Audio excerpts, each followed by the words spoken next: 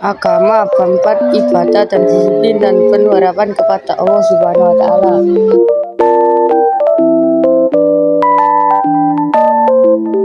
Mari kita mulai. Pengertian, ketentuan, dan tata cara pelaksanaan Salat gerhana.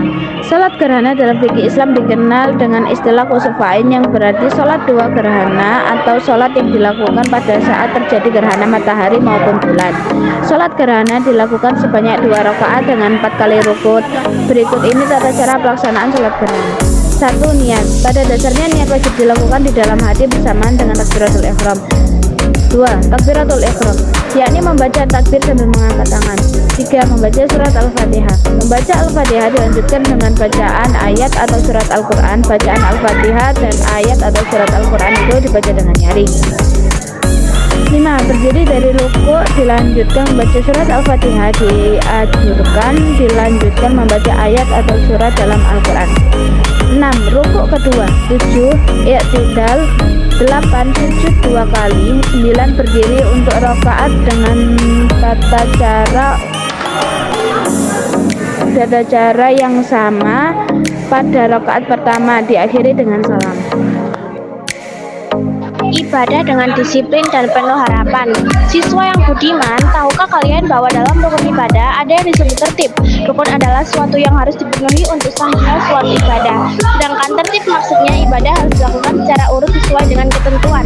Selain disiplin sesuai rukun, ibadah juga harus dilakukan dengan penuh harapan kepada Allah Subhanahu wa Ta'ala. Nilai kepedulian sosial dalam sholat jenazah. Siswa yang budiman, pernahkah kalian mengamati apakah yang terjadi ketika ada kematian di lingkungan sekitar? Akan ada banyak kerabat dan tetangga yang datang dan berkumpul di rumah duka.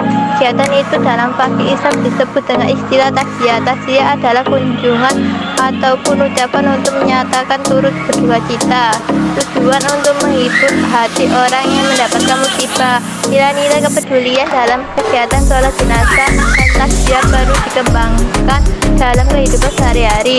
Nilai kepedulian seperti ini sudah terjadi tradisi gotong royong dalam masyarakat Indonesia. Sholat gerhana, istiqlal, dan jenazah merupakan ibadah yang memiliki ketentuan-ketentuan khusus. Sholat gerhana adalah sholat sunnah yang dilaksanakan pada saat terjadi gerhana. Sementara sholat ketika adalah salah satu sunnah yang dilaksanakan dalam rangka mentah diturunkan hujan. Sholat gerhana dengan istiqlal memiliki dimensi spiritual yang kuat, yaitu sebagai media untuk memohon pertolongan dari Allah Subhanahu wa Ta'ala.